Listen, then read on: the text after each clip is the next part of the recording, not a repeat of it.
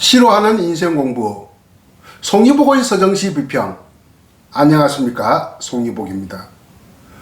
오늘은 예이처의 시 바라건대 하늘의 옷감이 내게 있다면 이라는 연시에 대하여 공부를 하겠습니다.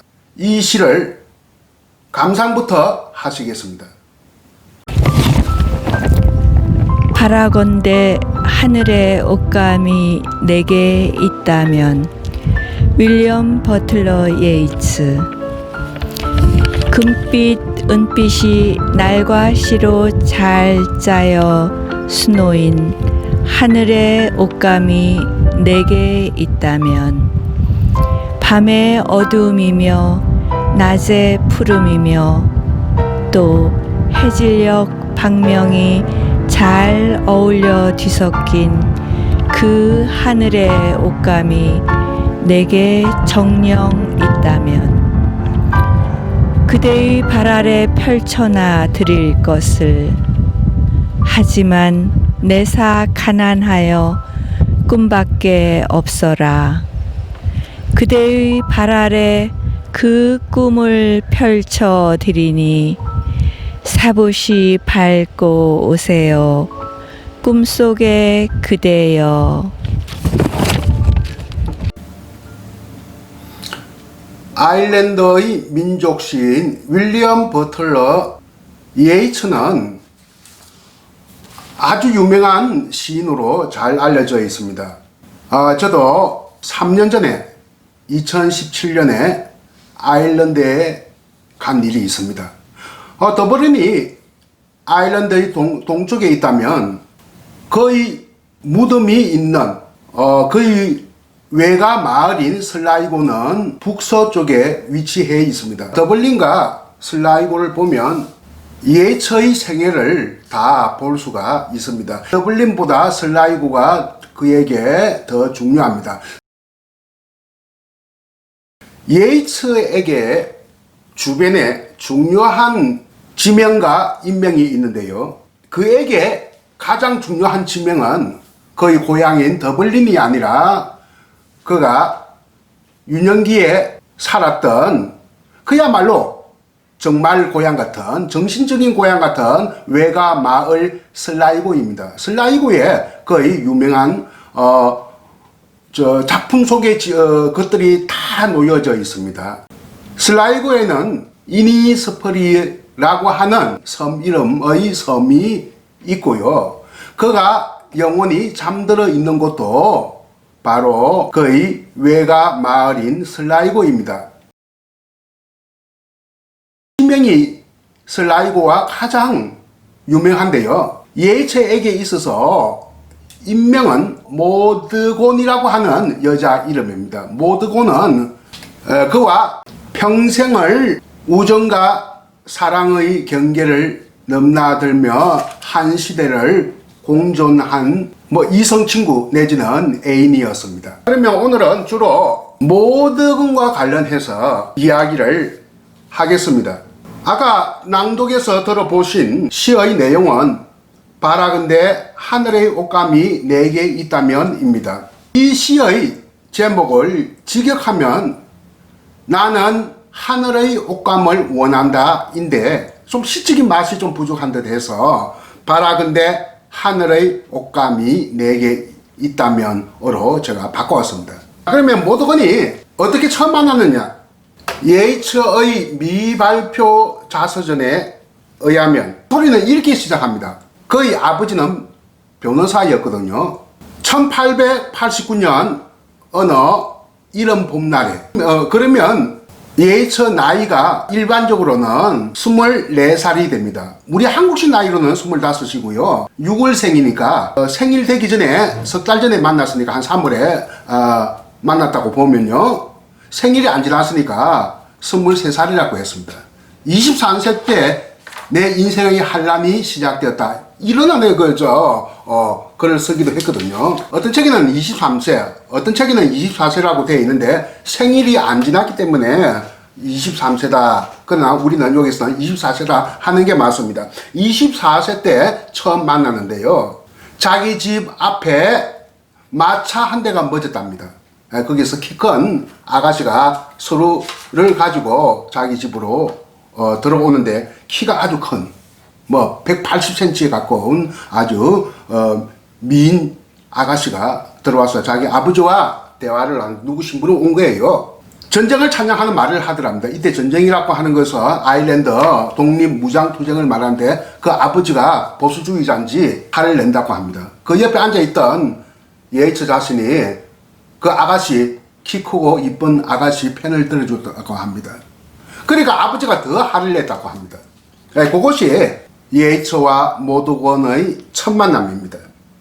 그때 본 모도건의 인상은 이렇다고 합니다. 빛을 받은 사과나무 꽃의 윤기처럼 얼굴빛이 빛나는 봄의 인격신 같았다. 봄의 인격신이란 아름다운 여인의 모습으로 나타난 여신으로 비유된 말입니다. 비슷한 표현이 있다면 봄의 하신이다, 이런 말을 쓸 수 있겠죠. 그런데 인격신 할 때 신자는 신령신자고 봄의 하신 할 때 신자는 몸신자입니다. 뜻은 비슷해도 한자 표기는 서로 다릅니다. 예이처는 매우 섬략한 외모와 외양을 가졌다면 모도건은 키가 아주 크고요. 한 180cm 가깝고요. 골격이 남성적인 골격을 지닌 여장부형 미연이었다고 그렇게 말을 합니다. 그러면 사진 두 장을 선보이겠습니다. 제가 2017년 아일랜드 갔을 때 우연히 더블린 국립도서관을 방문했는데요. 거기에서 예이처 특별 전시회를 하고 있었습니다. 여러 가지 물건들이 많이 있었는데 특별히 인상 깊게 본 것은 누군가 오래전에 그림을 그렸습니다.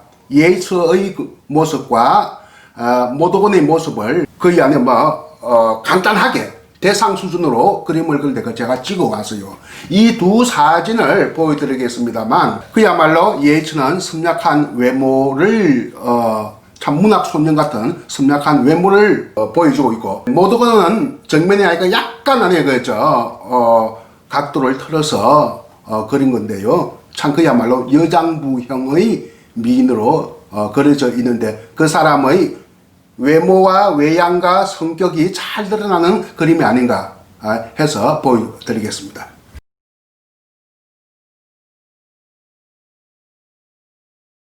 예이처는 모도건을 보자마자 열렬히 사랑을 했고요. 모도건도 예이처의 인간적인 호감이 있었습니다만 친구의 남자친구 정도로 생각했습니다. 결혼할 생각은 별로 없었습니다. 서로 생각들이 또 정치적인 관점이 너무 다르기 때문에요. 이러한 생각은 30년에 걸쳐서 크게 변하지 않았고요. 예이처도 마찬가지였습니다. 예이처는 그녀를 만나면서 사실은 어떤 짝사랑이라고 해도 좋을 그런 어떤 사랑을 고통스럽게 즐겼을까요? 짝사랑이란 말이 좀 가혹한 표현이라면 그가 말을 했듯이 내 인생은 23세 때부터 환난이 시작되었다. 이런 표현이 적절한 표현이라고 할 수 있겠습니다. 환난, 순환, 근심, 걱정, 근심거리, 불교식으로 이야기하자면 번뇌라고 하겠습니다. 예이처는 젊어서부터 신비주의에 빠졌습니다. 물론 접신술에도 관심이 많았고요. 이건 평생 갑니다. 그래서 예이처의 시작품에 신비주의가 끼친 영향도 없지 않습니다만 하여튼 예이처는 신비주의에 강하게 빠져 있었기 때문에 이 신비주의란 것은요, 서양 문화를 이루는 양대 흐름이 있지 않습니까? 헤브라이즘과 헬레니즘, 그러니까 기독교 어떤 정신과 그리스 로마 정신, 이 두 가지가 있거든요. 이 두 가지의 큰 흐름에 존재감이 미미한 제3의 흐름이 있는데 이것이 바로 신비주의입니다. 신비주의는 중세 때 좀 반짝하네 사람들에게 초자연적인 어떤 생각들을 불러일으키는데 기여를 하게 됩니다. 그의 사랑 역시 그가 신비주의자이다 보니까 굉장히 비현실적이고 신비적이었습니다. 모도건에 대한 사랑은 실체가 없는 몽상과 같은 사랑, 그러니까 뜬구름 같은 사랑이었다. 모도건을 인간으로 보지 않고 여신으로 봤다는 겁니다. 예이처 이전의 낭만주의 시인들이 있었는데요. 18세기, 19세기 때 예이처 시대가 19세기 말이니까 사실상 그 낭만주의 시인들도 대체로 사랑을 보는 관점이 이렇게 몽상적이었습니다. 그 예이처는 어쨌든 모두건을 열렬히 사랑했고 그녀의 사랑을 구하기 위해서 또 함께 결혼하기 위해서 얄팍한 전략을 구사합니다. 이제부터 그는 마음에도 없는 정치 활동을 시작하는 거죠. 아일랜드 독립을 목표로 한 정치 활동입니다. 그가 첫 번째 시집을 낼 때는 모드건을 처음 만나는 해 1889년에 시집을 냅니다. 그 첫 번째 시집 마신의 방황에서는 모드건 이야기가 거의 없습니다. 그러니까 겹치는 해니까요. 두 번째 시집은 그로부터 4년 후인 1893년에 간행이 되는데요. 그 두 번째 시집의 제목은 장미입니다. 또 장미라고 하는 표제시가 있어요. 장미의 아름다움을 찬미합니다. 시편 장미에서는 이렇게 노래하죠. 붉은 장미, 자랑스러운 장미, 내 생애의 슬픈 장미여 하면서 이렇게 시작되는 시가 있습니다. 이때 장미는 모두건에 대한 사랑을 상징하기도 하고 또 한편으로는 아일랜드 민족혼을 상징하기도 한다고 합니다. 이 얘기는 제 얘기가 아니라 예이처 자신이 시집 편집자에게 한 얘기라고 해요. 정신분석학적으로 보면 이것은 거의 장미가 아일랜드 민족혼을 상징했다는 것은 리비도의 역류라고 합니다. 거꾸로 흐르는 것을 역류라고 하지 않습니까? 개인의 리비도는 굉장히 아니라 리비도라고 하는 것은 개인적인 것이고 성적인 잠재적 어떤 성의식과 관계되는 것인데요. 이런 개인적인 리비도가 더 이상 진행되지 않고 무의식의 내재적 가치로 퇴행하다가 집단 무의식의 잠재된 종족의 가치, 그러니까 민족혼이라 했으니까 종족의 가치나 지혜를 탐색하게 된다는 것이죠. 이건 제 이야기가 아닙니다. 정신분석학자들이 이야기한 것을 종합적으로 제가 설명을 드린 겁니다. 간단하게. 예이처는 모두건을 만나고 나서 한동안 이루어질 수 없는 사랑에 빠지면서 끈덕지게 시를 씁니다. 한마디로 말해서 예이처의 눈에는 콩깍지가 시였죠. 그는 시에서 이렇게 말하게 합니다. 누가 꿈꾸었나? 어떤 것을 꿈꾸었냐고요? 아름다움이 꿈처럼 사라진다고 누가 꿈꾸었나? 이런 표현을 씁니다. 그러니까 아름다움은 꿈이 사라지는 것처럼 사라지지 않는다. 아름다움은 영원하다. 모두건에 대한 어떤 사랑, 모두건에 대한 어떤 아름다움의 반응이라고 할 수 있겠죠. 이것을 우리는 각인 효과라고도 하죠. 많은 우리 사람들이 각인 효과라고 하는 것에 조작되고 길들여져서 살아가고 합니다. 예이처도 마찬가지 모두건의 어떤 이미지의 포로에 사로잡혔다. 이렇게 보면 되겠네요.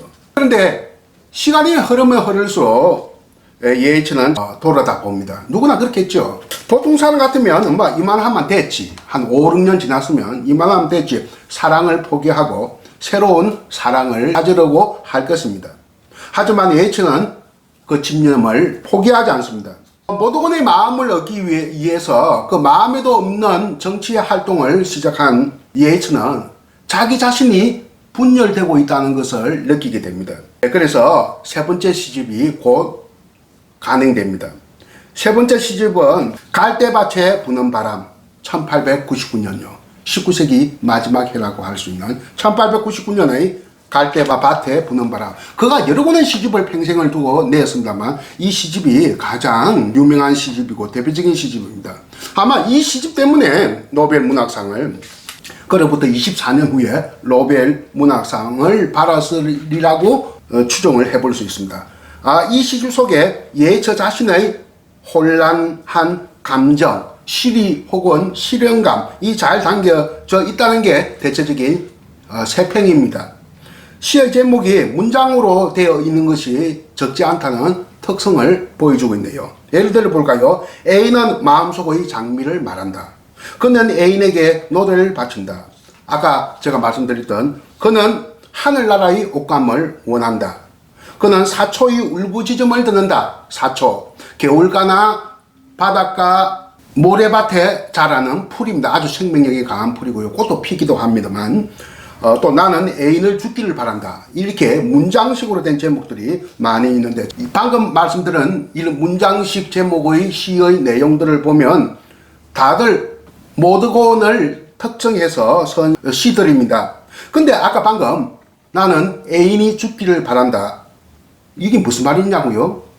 이 애인은 물론 모드곤을 말하는데요. 지나치게 모드곤을 너무나 여신 같은 존재로 애인의 죽음이라고 하는 것은 인간화이거든요. 왜? 여신은 죽지 않지 않습니까? 인간만이 죽습니다.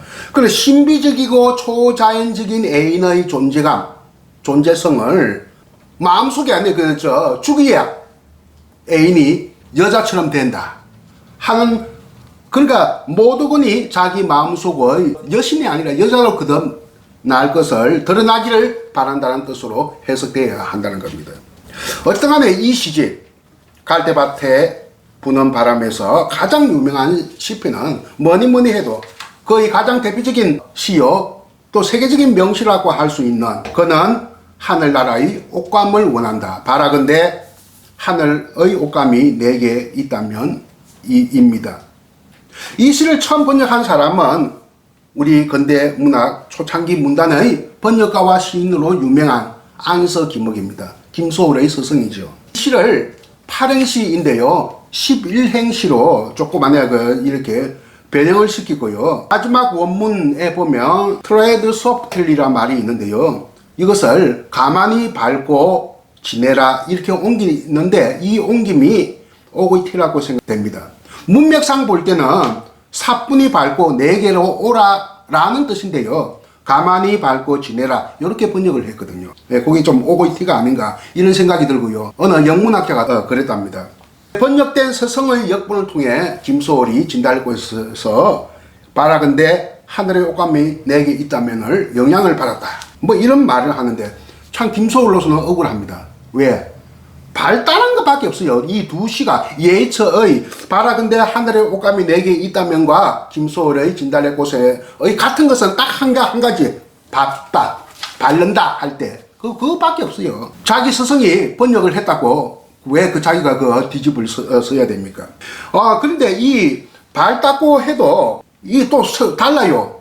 한 사람은 하늘의 옷감을 밟고 한 사람은 땅 위에 뿌려진 꽃을 밟는다는 거고, 무엇보다 큰 차이가, 현격한 차이가 나는 것은요, 가만히 바른다고 번역을 했는데 김소월은 절여 바른다고 했거든요. 짓바른다고 했으니까 이게 서로 다르다는 겁니다. 여기에 더 관심이 있으신 분은 저희 유튜브 강의 진달래꽃을 참고해 주시기를 바랍니다.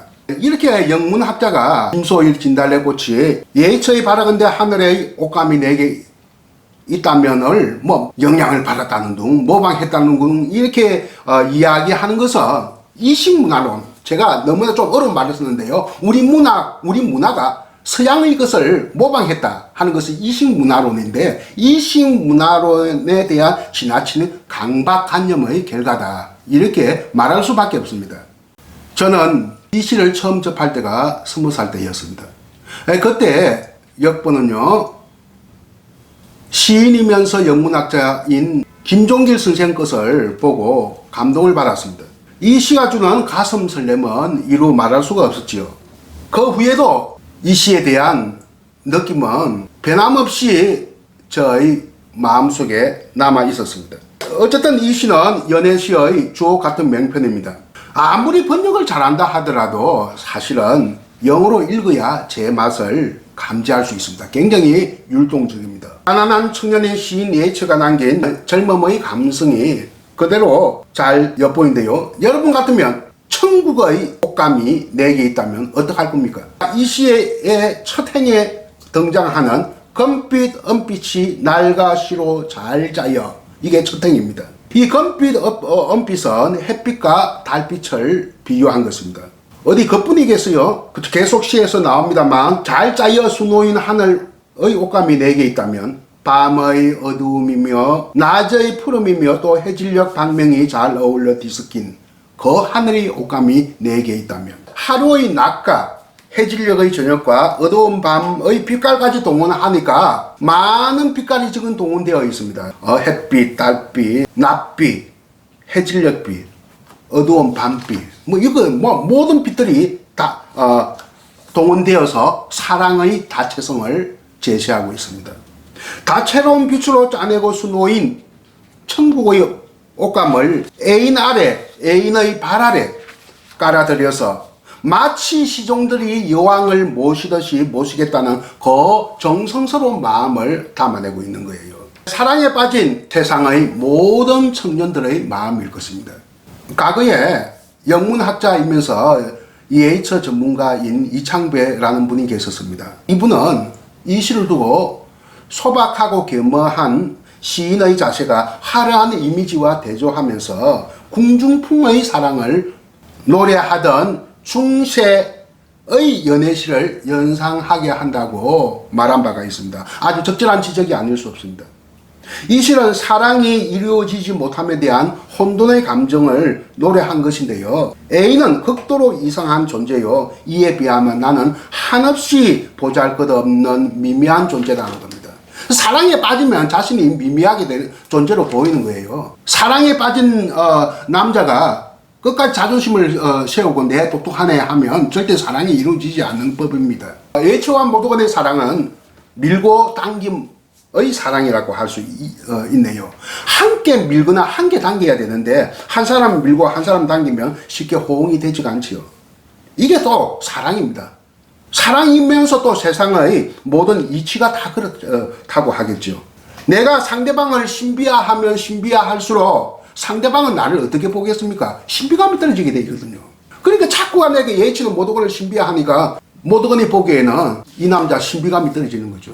별 볼일 없는 남자 아닌가 이런 생각을 하게 되겠죠. 누구든지. 아무튼 이 시에 절절하게 드러난 연모의 대상이 모도건이라고 생각하니 그 인생에 그녀가 얼마나 중요한 인물로 자리를 차지하고 있나를 우리는 잘 알 수 있습니다.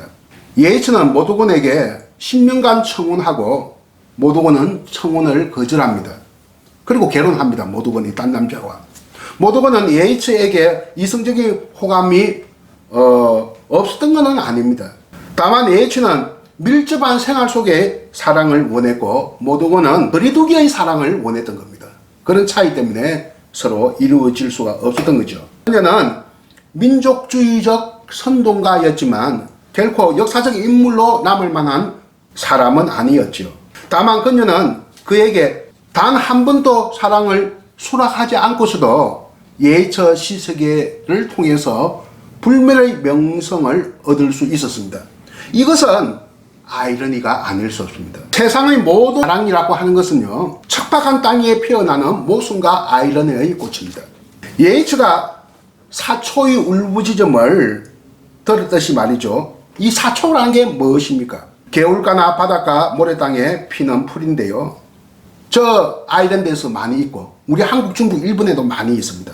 얼마나 질기고 강하냐 하면 둑을 쌓을 때 그 흙 속에다가 넣는 것이 바로 이 사초입니다. 물론 사초는 꽃도 피웁니다만 하여튼 척박한 땅에 자라는 생명이 강한 풀입니다. 예이츠는 1903년 미국으로 떠납니다. 장기 강연을 위해서 떠납니다. 미국에서 강연 약속이 40회 할 것으로 예정되어 있었습니다. 그러니까 좀 장기간 미국에서 생활을 했겠죠. 이때 본국으로부터 아일랜드로부터 편지 한 통을 날라옵니다. 눈 익은 필체. 이 난에 모도건이 보낸 천만 뜻밖의 사연인데 길게 구구절절이 섞였지만 딱 한 줄. 예이츠 나 결혼했어요. 청청병력 날벼락 마른 하늘에 날벼락 같은 소식을 듣습니다. 이때 충격은 상상을 초월합니다. 그는 훗날에 회상하기를 13년간 구혼이 무산되는 이 순간을 두고 잠시 귀가 들리지 않고 눈도 보이지 않았다고 말했어요. 그만큼 충격을 받았습니다. 그녀는 예이츠가 아닌 결과적으로 육군 소령 출신의 독립투사인 맥 브라이드의 아람치가 되었던 겁니다. 아람치라는 말 무슨 말인지 알아듣겠어요? 우리말이에요. 내 차지 아니면 그의 차지, 내 차지 아니면 제 차지, 이런 뜻입니다. 예이츠의 아람처가 되지 않고 맥브라이드의 아람처가 되었다. 예이츠는 아마 스스로 마음을 달랬을 겁니다. 애국적 동기에서 비롯된 결혼을 누가 말리랴 했을 겁니다. 하지만 모두건의 결혼은 순탄치 않았습니다. 첫 아들 낳고 두 사람은 합법적인 별거 상태에 들어갑니다. 아일랜드 근대사에서 가장 중요한 해가 1916년입니다. 이때 더블린에서 대규모 민중 동기가 일어나는데요. 그때 그 식민지를 지배하고 있던 영국군이 투입해가지고 주모자들을 적석에서 체행을 했습니다. 그 주모자 중에 한 사람인 모드건의 남편인 맥브라이드도 죽습니다.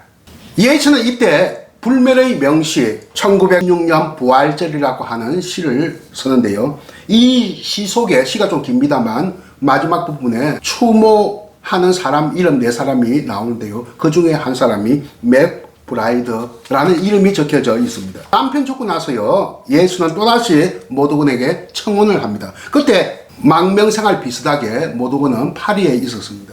파리까지 찾아갑니다. 초혼남과 재혼녀. 얼핏 보기에 서로가 조건이 맞지 않았지만 이건 문제가 되지 않았습니다. 무엇이 문제냐? 나 당신하고 결혼하고 싶은데 당신 정치에서 손을 떼라. 이렇게 요구를 합니다. 예이츠가 모두군에게. 모두군 역시 마땅찮거든요. 그가 대중과 점차 멀어져 가고 아일랜드 독립을 아일랜드 독립에 대한 가치를 가볍게 여기고 있다 하는 것을 느끼면서 이런 생각의 차이가 극복되지 않고는 결혼할 수 없다. 이런 것을 보입니다.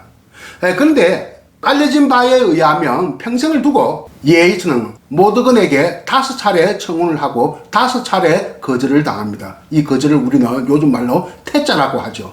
인간의 정욕이나 애욕으로 완성될 수 없었던 그 우정의 파로나마, 사랑을 이루지 못한 그 기나긴 시기는 그에게 위대한 신으로서 마지막 꽃을 피우기 위한 시기였을 것이다. 마지막 꽃을 피우기 위한 실현의 시기였을 것이라고 우리는 판단됩니다. 예이츠는 50 넘은 나이에, 그러니까 나이가 1살 차이니까요. 두 사람의 예이츠가 50 넘었으면 모두건도 50 넘었죠.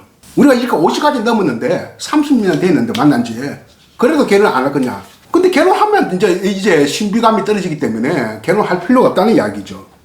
그러니까 모두건이 데리고 사는 수양딸이 있었어요. 사실은 양질녀인데 수양딸 이졸토곤이라고 해요. 자기 성을 따서 이졸토곤이라고 하는 아주 예쁘게 생긴 처녀가 있었습니다. 이 미인 아가씨 이졸토곤에게 청혼을 하려고 하는데 당신 어떻게 생각해요? 이렇게 묻습니다. 이제 오기가 발동되길, 당신이 나하고 결혼 안 한다면 당신 수양딸하고 하겠다 하니까 그거마저 거부합니다. 마침내 예이츠는 52살의 나이에 조지 하이드 리즈라는 이름의 아가씨와 결혼을 합니다. 이 아가씨 소녀시절 때부터 알았던 모양입니다. 알았는데 벌써 이성관계는 아니고요. 그러니까 나이 차이가 26년 차입니다. 26살 차이. 52세와 26세의 부녀 같은 나이로 결혼을 하는데요. 뜻밖의 이때부터 예이츠의 인생이 풀렸습니다. 이때까지는 불안과 혼돈의 삶을 살았는데 이것으로부터 벗어나서 더 이상 불안하지도 않고 정신적으로 혼돈을 겪지도 않게 됩니다. 이 젊은 아내는 심령술을 배우는데요. 이 아내가 자신의 도우미 역할을 함으로써 그 덕에 그는 심령적인 안정을 가져옵니다. 늙음하게 결혼해서 아들, 딸도 낳았습니다. 비로소 그는 모두건의 속박으로부터 풀려났고 만년에 오히려 행복해졌습니다. 경제적으로 윤택해졌고 또 그리고 노벨 문학상도 받았고 신생자유국 아일랜드의 상원 의원도 지냈습니다. 생의 아이러니 개념 말고는 도저히 설명할 길이 없다. 모두건으로부터 벗어나서 행복해졌다 하는 겁니다. 결혼 이후의 예처의 시에는 모독원에 관한 시가 거의 사라집니다. 노파가 된 그녀를 위해서 조국의 독립에 헌신한 영웅 정신을 찬양하는 것 외에는 거의 모독원에 관한 시가 없습니다. 예처는 74살의 나이에 세상을 떠났고 모독원은 아주 장수를 했습니다. 87의 나이에까지 살았습니다. 이 두 사람의 우정과 사랑, 밀고 당김의 미묘한 경계에서 청운과 거절동으로 점철된 히스토리는 그녀가 세상을 떠난 21년 후년까지 이어집니다. 그녀의 아들 손 맥브라이드는 1904년에 태어난 아일랜드인이지만 평생을 프랑스에서 살았습니다. 그해 1974년에 비정부기구 활동의 경력과 국제사면위원회를 창설한 공헌으로 인해 노벨 평화상 수상자가 되었죠. 예처의 노벨 문학상과 모독원 아들의 노벨 평화상 수상, 두 사람의 이루지 못한 사랑을 아름답게 술을 놓으면서 갈무리한 것이라고 하겠습니다. 한마디로 말해 예처에게 있어서 모독원은 필생도록 시의 영감을 준 여인이었습니다. 그 스스로 그녀를 두고 봄의 인격신, 제가 모두에 말씀드렸습니다. 화신이라고요. 봄의 인격신이라고 했듯이 그에겐 그녀야말로 시의 여신인 바로 뮤즈가 아닐 수 없습니다. 오늘 강의 잘 들었습니까? 자, 그러면 오늘 강의 여기에서 마치도록 하겠습니다. 감사합니다. 바라건대 하늘에 옷감이 내게 있다면. 윌리엄 버틀러 예이츠. 금빛 은빛이 날과 시로 잘 짜여 수놓인 하늘에 옷감이 내게 있다면 밤의 어두움이며 낮의 푸름이며 또 해질녘 방명이 잘 어울려 뒤섞인 그 하늘의 옷감이 내게 정녕 있다면 그대의 발 아래 펼쳐놔 드릴 것을. 하지만 내사 가난하여 꿈밖에 없어라. 그대의 발 아래 그 꿈을 펼쳐 드리니 사부시 밟고 오세요. 꿈속의 그대여.